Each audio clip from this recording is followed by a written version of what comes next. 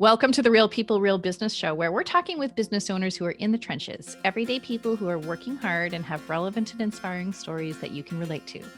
Everyone we speak to is actively building and growing their business and is here to share their experiences, lessons, wisdom, and guidance so you can be inspired to take action towards your own goals. Today, I am so excited to welcome my friend, Meg Casebolt. Meg is an SEO strategist, and SEO stands for Search Engine Optimization, for female business owners looking to increase their online presence and generate more leads. Through her business, Love It First Search, she helps make it easy for your potential clients to find you online. Welcome to the show, Meg. Thanks so much for taking the time to share your story today. I'm so excited to be here. And I was thinking about it this morning. I'm like, how have we not done this already? I know. I feel like we've been friends for so long. And we I know Meg's kept forgetting to put it on the calendar. Right. I know. I've known Meg for a few years, which is a long time in internet years. And we do a lot of work together and we are in a mastermind together. And I'm so stoked to have you here. But yeah, I was wondering, I'm like, why have we not done this yet? Yeah. Well, I'm glad we're doing it now. Here we are. That's right. Okay. Tell us more about your business. And also, can you tell us about search engine optimization? Because I think there are probably a few listeners who are like, who, what? Yeah, I'm glad you defined it during the introduction. I like to say search engine optimization, which people shorten to SEO, is really just showing up in Google results and any other place that you can search. So YouTube, Etsy has SEO, Amazon. I have a voice activated speaker next to me, so I'm not going to say her name because then she'll be like, whoa, can I help you? But that's also, Siri, anything that you can ask a question to and it will give you an answer is a search engine. And optimization is getting your results to show up above other people's results. So if somebody's searching for something on Google or Bing or Yahoo or YouTube or wherever, you want to show up in those results when people search for your topic. That's all SEO is. And it is a legitimate marketing strategy, right? It is. And it's a sustainable marketing strategy too. If you're doing something like Google ads or Facebook ads, then you have to put ad spend behind it and you can turn it on and off as you need to. And if you're relying on, exclusively on social media, you have to be posting all the time. But the benefit of SEO is that you can create a video, a podcast like yours, a blog post, and then people can find it when it's convenient for them, as opposed to just when you choose to share it. Right. Awesome. And you have been, I think what's so interesting about you and your business is that you have started to make SEO not something that is a scary technology-based, technical thing, but you're really bringing SEO to the forefront for a lot of business owners who may not have been comfortable with the process, right? I think so. I think there are a lot of people who specialize in SEO who either maybe maliciously attempt to make it sound more complex than it is, so that way they can charge big prices by intentionally confusing people. But I do think that it's, more kind of just not knowing how to talk about it. And people who are involved in the technical side of SEO think in terms of core web vitals and those, page speed optimization and terms that are really jargony, and they don't know how to distill it into something that people who aren't very tech savvy understand. So often I don't even think of myself as the SEO specialist. I think of myself as a translator who just takes what those nerds say and turns it into something that has a story to it and that you can understand in actual English. Yes, God bless you. I love that because a lot of people need that, right? When it was more inaccessible, people were just leaving money on the table, right? And there are certain types of businesses that can really take advantage of SEO. And can you talk a little bit about who's the best candidate for SEO? I think probably the best candidate are businesses that have very tangible and known offers. So if you are a nutritionist, then you can show up in the results for nutritionist. I just got off a call for one of those. If you're a speech therapist, you can show up for speech therapy, right? If you have something that is very clearly a service or an offer that somebody needs, or even if you're in e-commerce and you say, I want to buy a green shirt, and you can show up for a green shirt, and the more specific you get, the more likely you are to show up. So it would be harder to rank for a term like green shirt than teal shirt, long sleeves, boat neck, all those different details. And so the more specific you can get, the easier it gets. But basically, if you have something that people want, then SEO can be a relevant marketing tool for you. So what I love about SEO is that it's data based, and Yes. it's like you can see. I always tell Meg, I'm like, when will you hire me? When will you hire me to just work for you full time doing data analysis, because I love it. But what I love about SEO is that you can actually see your results, you can track your progress, and it's very like there's something tangible behind it.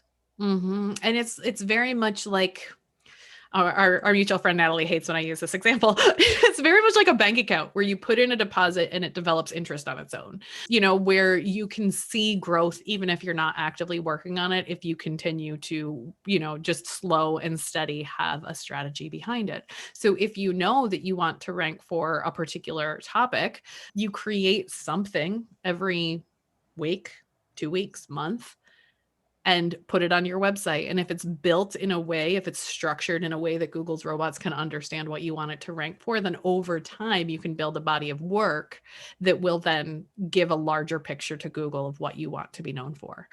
So it is kind of like a building block situation. It isn't something where very rarely do I see overnight successes in SEO. It is much more of a long-term strategy that builds and accumulates in benefits to you overnight. It's an asset to your business. Well, totally. And I think like when people can rank, can build up that authority in the search world, I mean, that is an asset. I have a client right now who's got like incredible authority. And the way I look at that is that it's just a total opportunity. And we can do whatever we want with the business and utilize that asset. It is truly worth something. And I like even you don't even have to go that crazy with SEO. I remember when I first set up my website, I just put in a bunch of search terms and just kept being consistent about, I don't create a lot of content that is searchable, but I just got really consistent with all my pages and all of my, and then lo and behold, 3 years later, my biggest client, who I'm still working with today, found me through a Google search for like online or business strategist. Yeah, I think it was online business strategist. Online business strategist. Yeah, because you voxed me immediately and we're like, you will not believe this one. And I haven't even done I haven't really done a lot in terms of SEO yet, really putting in the effort. And so that was like such a cool story, because that was something I started 3 or 4 years ago, and just got really consistent with using that in every page that I built and in all of my, and so it wasn't even that much work, but it accumulated over time. And I still obviously rank on a reasonable page for that term, but it took a long time. Exactly. And I think also, I think sometimes people think, oh, I'm doing SEO, I have a plugin and it's turned on. And sometimes I put in words and it turns it green. But I want to also give people the kind of warning that can be a false sense of security. If you are putting in words into a plugin, but you don't know what the best words are, then it can tell you that you're doing a good job, but it's optimizing for the wrong things. So I think that example that you just gave of online business strategist, putting that onto your homepage or your about page, knowing that people are looking for that, doing the research before you just go in and put words onto your website where that it's not a huge search term. I think maybe 30 or 40 people a month are looking for online business strategist, but those people are looking for what you do. So your click-through rate is going to be high because people are going to see your website and be like, that's what I'm looking for. So knowing that you don't need to optimize for one word on your post. You don't have to do the same word on every post, but every page of your site can be found for something a little bit different. And you want to make sure that that's something that people are looking for before you just go in and turn your lights all green. So this is what is so cool to me about SEO, is that when I think about these two pillars of marketing, which is what I teach in all of my programs, we have content creation or creative work, and we have visibility. And the creative work, why wouldn't you start with what people are already searching for? Like, to me, that's just it. I don't know a good answer to that other than, I would, right? Like, well, not knowing how to find that information. it's sure, right? And that's what you teach, right? And you've made that really accessible, but all of that information is there for us already. If I'm going to write some content or create some content, why wouldn't I create it to perfectly align with what I know? There's evidence. To me, that's the missing link, right? There's Yes. evidence that people are out there looking for. So now you just have to get good at finding that evidence and knowing how to sort through what's worth pursuing, right? Mm-hmm. Can you talk a little bit more about that? Yeah. So the process that you were just referencing of finding the evidence that people are actually looking for what you're talking about is called keyword research. And I think sometimes just that phrase can cause people to like kind of hide and have their palms get a little bit sweaty. But it really is just a validation. It's trying to figure out, if I write about this, does anybody want to read it? And before you spend, an hour, 2 hours recording the podcast or writing the blog post or editing the video, knowing that somebody will find you for it makes that time that you're spending on it more valuable. And I think that people often get a little bit overwhelmed about, oh, I need to know, the 40 next blog posts that I'm going to write, and I'll go do all the keyword research for all the things. And if you're feeling a little overwhelmed by this, I would say, start with one post. Start with the next post you're going to write or the last post that you wrote, and check out some of these keyword research tools. I have tons of resources about this on my website. I have a whole category just for SEO tools and free SEO tools like Keywords Everywhere, Google Keyword Planner, Google Trends. There's a lot of free tools out there that you can use that will give you this information in a very straightforward way that isn't full of spreadsheets and calculations and formulas. It can just say like, love it. People are looking for this, go write about this. And then you know exactly the phrase that they're searching for, and you can include that so that when you show up in search results, it's the exact phrase that they're looking for. They're more likely to click on it. Yeah. So, and SEO has changed a lot since the early days when we were younger. And we don't stuff, like, this is, I think, the other perception that people have, that SEO is about stuffing, like, that you can't write naturally. Oh. And it's about stuffing keywords into a page. And that's how it used to be done, for sure. Yeah. And I think the way that I describe it now is that we want to think less of a specific, 5-word phrase that we repeat over and over again, and more about a topic that you're talking about. So if you're talking about content creation and social media, let's say we're talking about social media planning, then maybe you want to have the blog post called "How to Create an Editorial Calendar for Social Media," and then in your SEO title, you can say how to create a Facebook content plan. And in your the actual blog post itself, you can say how to find the right times to post on Facebook and Instagram. All of those are the same thing.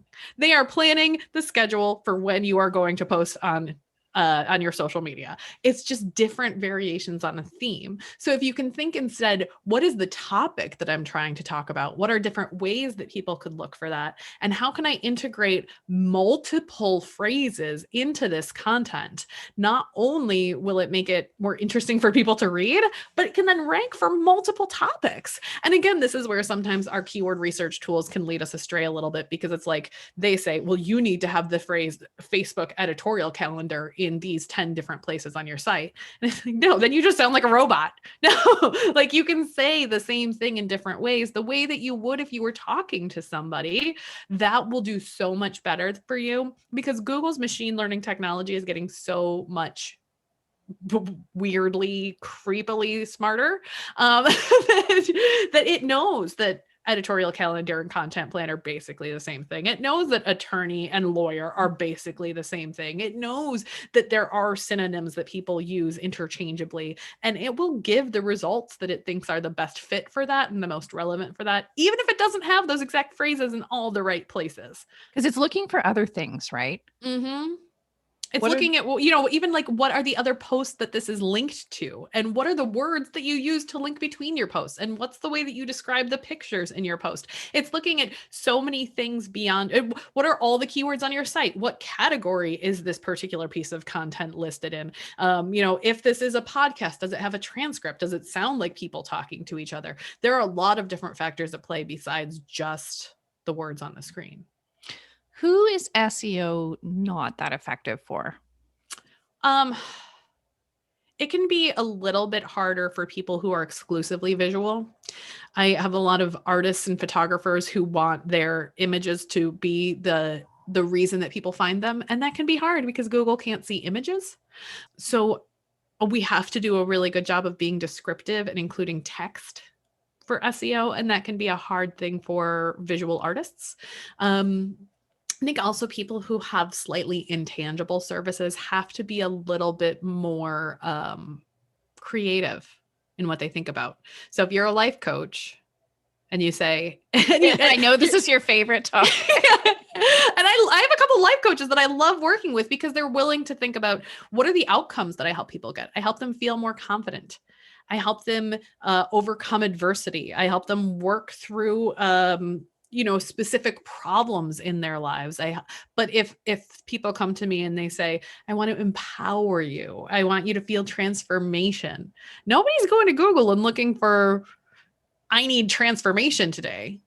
They're going, how do I look good at a job interview? SEO is so tangible in the things that people are looking for that sometimes the less tangible topics, the more internal emotional side of things, those can be a little bit harder to pinpoint what are the things that you're helping people with. I think there's a really important piece here that is not just about the data side, which sadly is you love your data. We still it's not just about the data, but we actually have to understand the intent of what, the psychology behind what people are searching for. So you can't just do you could just do a keyword research exercise and come up with 3 really great terms to rank for.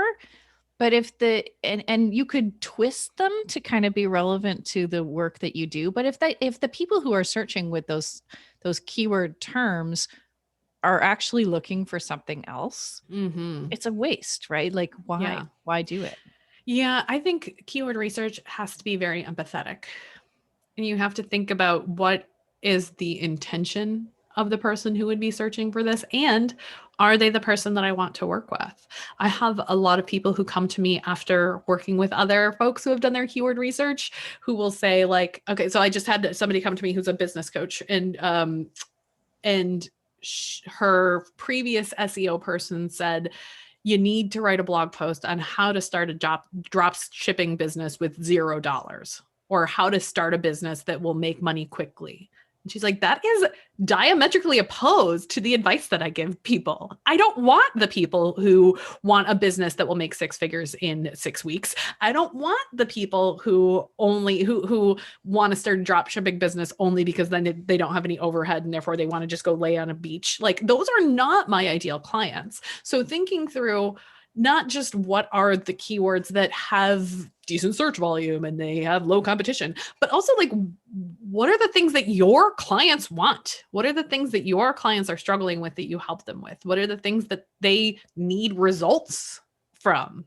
What are the outcomes you get them? And how are they aligned with you? Because that story resonates with me a lot, because I am the anti 6 figures in 6 weeks. I am the slow business person, right? I don't want, even though I could rank for and attract the people who are how can I make money fast? I don't want them, right? They're not mine. So we have to have this element of psychology, right? In the SEO work that we're doing, even though I would love it to be totally data driven. Yeah, but there is a relevance. There is kind of an X factor that happens here where your customers, and you have to think about what they need more so than what you offer. And that's one of the biggest paradigm shifts that I try to teach is your business isn't about you. The content that you're writing isn't about you. It's about who you serve and what outcomes you get and what are the results of those things and kind of what's the long-term results of this. And there's also some wisdom in thinking about what your ideal clients are searching for right now, the pre-education phase. And maybe that's not what it is that you actually would do, but you want to grab them and educate them, right? And move them over to where they need to be. But if you don't do that, you're going to be talking about one thing over here the whole time. They're talking about one thing over there because they just don't know that they need to come over. So that's where you can write those kind of why, my favorite example is the dating coach who stands on a platform of like, you need to know how to ask for what you want. But over here, her ideal clients think what they need is a new dating profile. So if she keeps talking about what she keeps talking about, those guys are never going to find her. So maybe she has to write something about why your dating profile is not going to help you, right? Like, yes. So there's some wisdom in knowing that too. And you can move them over, but you just got to make sure that you're finding the right people. Exactly. Yeah. I have a client or a student who does nutrigenomic testing. She's a nutritionist, so she can do, you do a blood draw, she'll take a look at the results of it and she'll tell you, oh, you need more of this in your diet, or this is a sign genetically that you might be worried about this. So you want to change your diet in this way. Like, it's a very data-driven way of approaching nutrition. But if you don't know what nutrigenomic testing is, you can't search for it. So we kind of reverse engineered that. Yes, she can absolutely talk about nutrigenomic testing so that people who are looking and who are familiar with the term and know that they want it can go find Katie. And then there might be people who say, like, I know something's wrong and I don't know what it is. I need a blood test. And they know they need a blood test that can tell them why they're so tired all the time, but they don't know what that's called. And then a step before that would be the people who are thinking, like, I'm just really tired all the time. Why? And they start doing the Dr. Google experiments of like, oh, is this chronic fatigue syndrome? Is this adrenal fatigue? And so maybe she wants to write blog posts about how to know definitively if it's adrenal fatigue or chronic fatigue syndrome. Oh, there's a blood test you can do, and you can change your diet to help with that. So knowing kind of revert, and then there might be people who haven't done the Dr. Googling then, and they're just like, why am I tired? Knowing that everyone can benefit from that nutrigenomic testing, but there are going to be people at various levels of that awareness spectrum. And you have to find people at what they think they need in order to bring them what you can offer them. Totally. I talk to a lot of health coaches who say, oh, I don't want to talk about weight loss. Okay, then talk about why you don't want to talk about weight loss and talk with the word weight loss in it. Totally. And I love that you are layering on these other pieces so that people can so much better understand how to use SEO, and it becomes so much more accessible.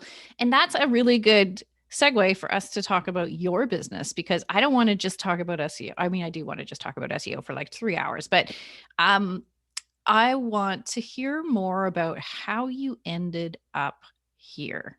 So I spent a decade working for nonprofits in their fundraising and communication departments, eventually moved and couldn't find a job in nonprofits. So I worked for an architecture firm, and then got married, got pregnant, looked at what I was making at the architecture firm versus what my childcare costs would be, and went, oh, I can't afford to keep this job. So took the skills that I developed as a communication professional and started a web design firm, where I was helping mostly small businesses and nonprofits because they were what I knew and the connections that I had to build their websites. And I was, building these websites and doing the branding and helping people with logos and doing really the very design heavy website design. And people would say, great, well, the site looks great, Meg, but I thought I was going to get new clients from this. And I'm like, whoa, well, we never talked about that. We talked about your brand colors. We talked about the mood board. We talked about the copy. We didn't actually come up with a plan to get clients from this. And that was kind of how it all began, was I tried to figure out what are some things that I can do as a web designer to make my clients happier, to get them better results, to get them more traffic without them needing to be on social media all the time. Because a lot of them were saying, I need to update my website so I can get more clients, so I can spend less time posting on social. And so as I was developing these websites and starting to explore search strategy in SEO, I reached out to a couple of my girlfriends who are also web designers and said, how do you balance like learning all the SEO tactics and getting really good at that, and then also knowing all the design trends and the CSS and the style sheets and kind of the really design heavy side of things?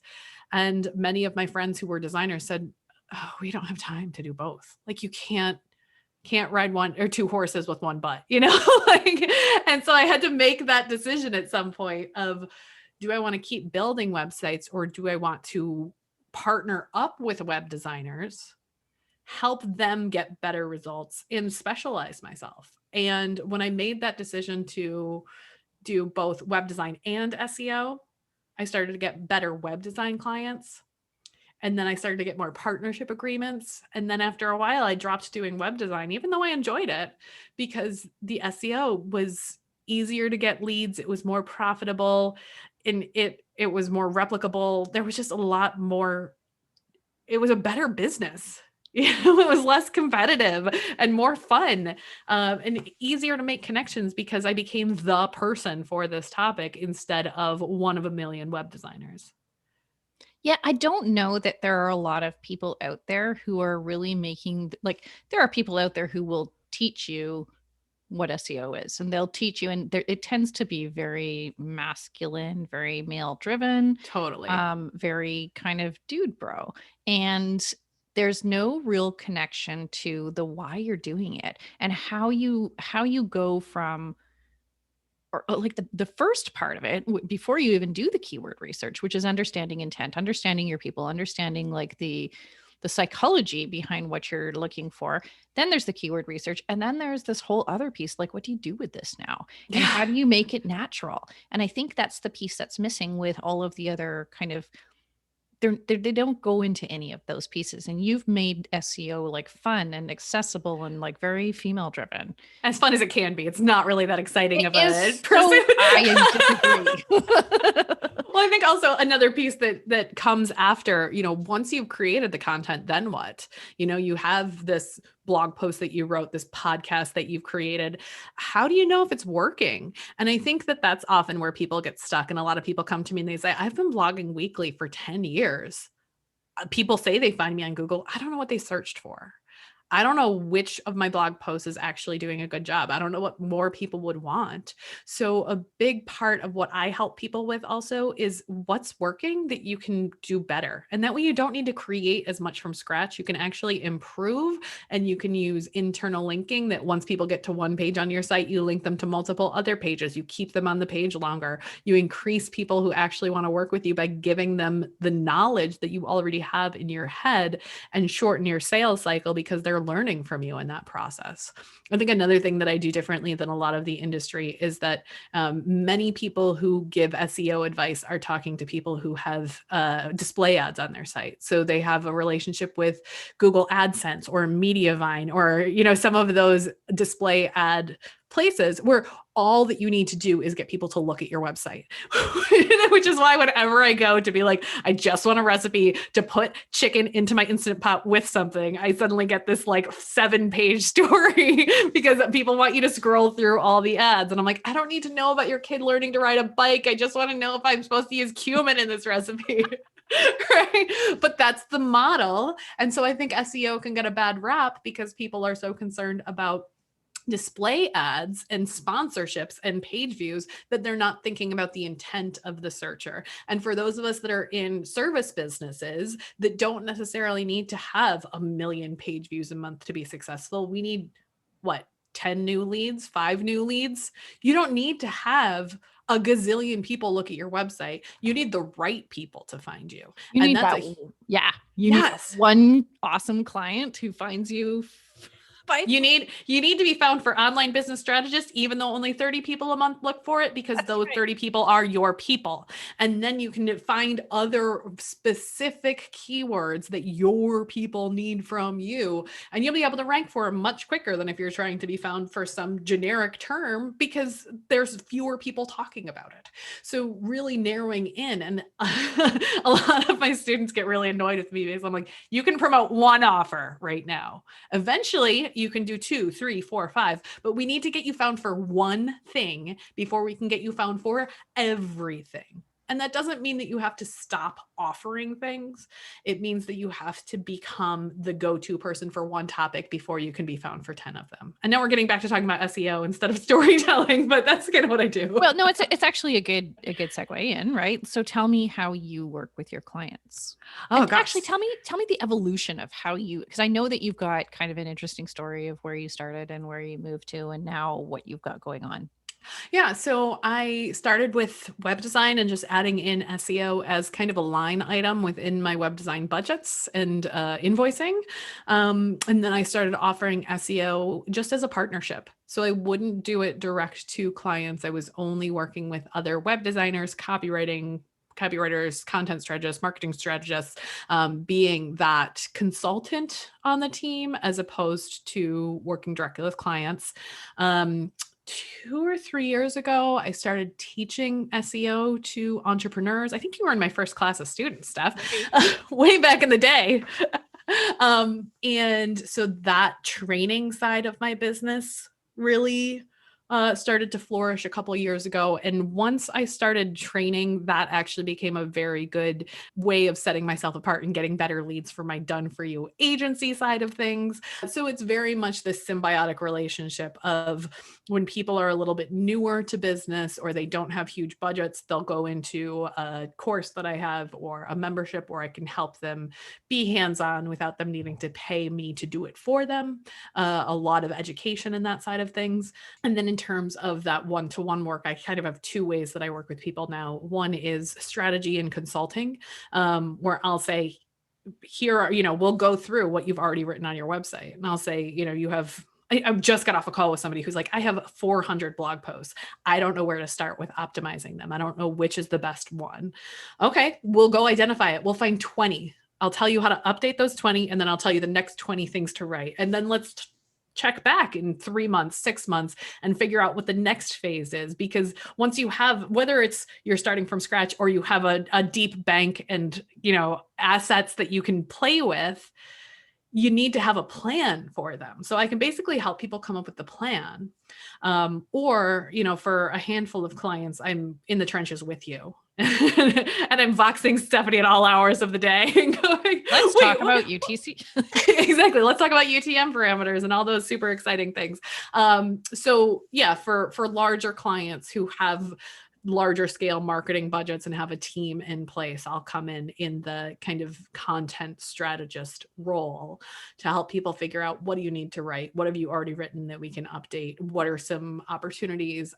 Are things broken on your website that we need to fix? I'll still come in and do the technical side for that. But you have to pay me a lot of money to get me to actually do your sitemaps for you. It's not my favorite part of SEO. So you have created like a membership. Mm-hmm. And I know that was a really interesting shift for you when you did that. And why does a membership work well for SEO? Like, a lot of people would think it's kind of one of these one and done type of activities, right? Yeah. So I started with just a course with some live coaching aspects to it. So it was a 6-module course. We had 6 weeks of coaching. I thought people had what they needed. And then I would kind of say, okay, good luck. Like, let me know how it goes. Shoot me any questions you have, but that's it. That's the end of that training process.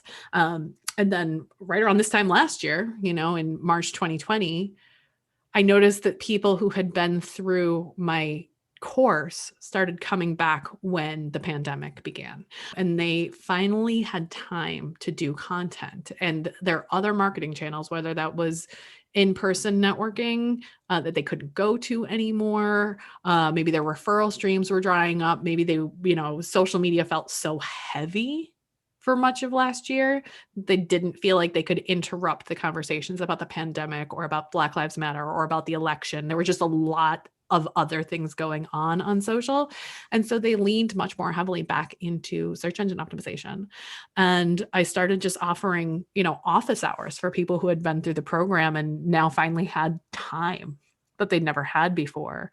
And the office hours turned into regular office hours, turned into send me your the things that you're working on and I'll give you feedback. And then over time, it just kind of evolved into a membership. I never thought, oh, I want to start a membership. It was more, what are the things that the people that I love working with need. How can I provide that to them? Oh, hey, that's a business model that I hadn't looked at yet. So it was never an intentional shift. It was just following the needs of my clients and being responsive to their demands. I remember when you made that shift too, and you were almost surprised that it worked so well. Yeah. But what does it tell you about your clients? Oh, well, I think part of it is that SEO really is a long game. It's a long-term plan. And you and I have both we've talked about this a lot internally, which is like finding the time to do the implementation is sometimes even harder than learning what you're supposed to be doing.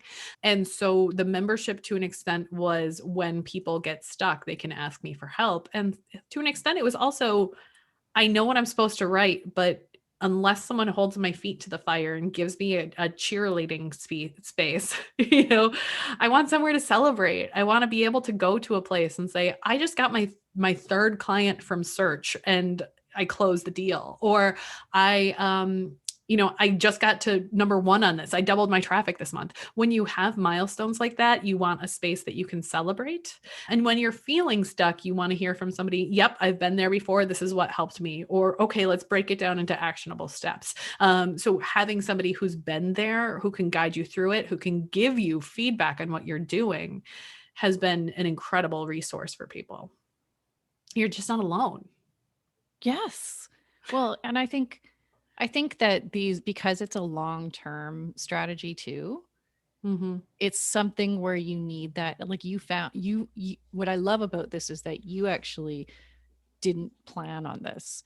Yeah. And what you found is that this is what people want.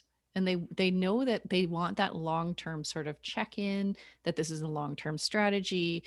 And I feel like the people who are part of your membership are actually a certain type of personality, right? Yeah. Who can see things a little more strategically. Now, I've got a question for you. Well, I do want to add one more thing before you Okay. get there. Yes. I think also the benefit of the membership is that my advice grows with their businesses. So I have people who are just starting out. And so they start with, okay, what are the first 5 things you have to do? And then once they get those done, my advice shifts. And there are also times I was on a call yesterday where one person said, oh, I really love this tool. It gives me so many other ideas. And then someone else was like, that tool's never worked for me. And I'm like, no, you have different audiences. That tool's not going to work for you. Stop wasting time on that. I want you to spend your time here. And so knowing that these different business models need different advice, that no marketing advice is one size fits all. But even when we're talking about a specific type of marketing, even then it's not one size fits all because you're trying to do different business models, different audiences, different levels of awareness. There are just different rules for different businesses. So you can't expect one course or one path or one framework to work for everyone. I know you believe in that, so I had to go on my soapbox about that. Yeah. And I love that you see this as an evolution, right? Because you could have just sold a course and been done with it. But I think that that's you recognize that people are still asking questions, right? They're still looking for that support. Um, Answer this question for me. I have heard people say that SEO and diving deep into SEO is a great marketing strategist for introverts. So, can you replace the visibility, all of the visibility work with good SEO? You can. You don't need to. You may not want to, but you can work it into an overall strategy. There are people who have businesses that are very successful with just their websites, and their websites get found and they make sales and they don't even need Facebook. They don't need Twitter. They don't need anything. I have a business I'm growing that's just a website that's affiliate sales, and that's all I want it to be. And I don't want to run social media for it because that just is so much more work. And I've chosen a niche that, it's time sensitive and people don't need to be nurtured in quite the same way. But it kind of depends on what business you run. But even if you are on social media and you want to spend less time on social media, SEO can still help you, because if you're creating content that people want to read from you and they're looking for, then you can take that content and roll it into a social media scheduling tool that will just push that content out, or you can take excerpts of your blog posts or your videos or whatever people can find for you, and you can turn it into social media posts. So that way you don't need to be creating from scratch all the time. You already have an archive of ideas that are validated, that people are looking for, people are interested in it. And then you just use it instead of inbound marketing, which is a lot of the, people finding you, the SEO types of marketing. You can also have push marketing, which is, pushing things out to social media, but you have that basis of here's the content that I already have created. You can have a similar message across your blog posts and your Facebook posts and your email marketing. And some people may only look at one of those. Some people may look at all three and be like, cool, that's the theme of this month. Nobody's going to hold it against you if you're talking about the same thing in multiple places. That's a good thing. That's a sign that people know what you stand for. So don't be afraid to repurpose, like, let's not make more work for ourselves than we need to. Totally. Okay. I'm going to ask you a question I ask everybody, because I know that we want to make sure we're finishing on time here. What is the difference between what we see out there? You're going to like this question, but they're in the online business world, and what's real? There's a lot of people who will work the data to make themselves look more important than they are, and only choose specific data points that fit their hypothesis that they're trying to fit together. So, you can, and I'm going to get a little nerdy, so I'm sorry for those of you who aren't metrics folks, but, you can say, I have 1 million page views a day. But if your bounce rate is 99% and nobody looks at your website for more than a second, it doesn't matter. Same thing with, I make 6 figures in 6 months. Those people, yeah, but if you're spending, 5 whatever, if you're spending just under that in Facebook ads to be able to say that you're getting there, or your team is so sprawling that you make no profit, then I don't care what your gross revenue, I care what your profitability is. I care what your net revenue is. And there are always going to be people that game the numbers to make themselves seem more successful or more important than they are, because that's part of their strategy. So whenever you see somebody who's sharing a conversion rate, ask, what is that a conversion rate on? Right. What's the information that you're trying to tell me here? Because a conversion, if somebody just says, my emails have a conversion rate of 10%, is that open rate? Is that click-through rate? Is that payments? Is that people looking at the sales page? Is that people who are buying the product? There's a lot of different numbers that are involved in any formula that people are sharing, and they can game any formula to make themselves look good. Right. Okay. And that's such an interesting answer from your particular perspective too. Yeah. Yeah. Data. Okay. Surprise. So what's next for you? I'm growing out the agency side of my business and continuing to grow out the membership. So it's just a year of meeting new people, getting in front of new audiences, and seeing who comes my way. And very much a lot of what I do is organic visibility. So building relationships, getting onto podcasts with my friends, even if it took us 2 years to find the time to do this. And basically my goal for this year is relationships and content. Those are the 2 things that I'm leaning on. So growing a YouTube channel, so that way people understand the way that I teach, explaining things in my way of explaining them and not just the way that everyone else does. And then, getting to know people who need what I sell and being as normal and human as I can in the process. Awesome. And what kind of support do you need to get there? I think a big part of it for me, and a lot of the growth that I've experienced in the past couple of years, is building systems into the business and making things more of a process as opposed to reinventing the wheel every time. So when I was starting with the web design business, everyone got their own proposal that was very customized to them, until I was like, I take the same 5 steps every time I build a website. Why am I rewriting this? And so anything that I can systematize, and then once it's operationalized, finding places that can be delegated. There are absolutely things that I still need to be doing. I can't outsource being a guest on a podcast, but once the podcast is live, I can outsource to our usual content person, like, Sarah, here's the podcast, please share it to social, right? Like, it doesn't necessarily need to be me doing every step of it.